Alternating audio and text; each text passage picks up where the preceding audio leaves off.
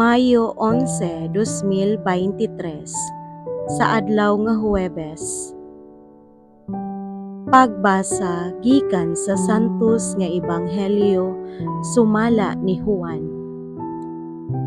Miingon si Jesus sa iyang mga tinun-an, "Nahigugma ako kaninyo, ingon nga ang Amahan nahigugma kanako. Pabilin kamo sa akong gugma.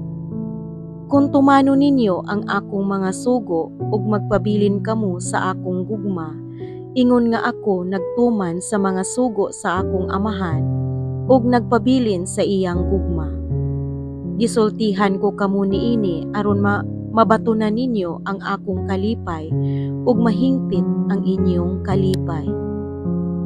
Ang Ebanghelyo sa Ginoo. Daygon ko ikaw, O Kristo.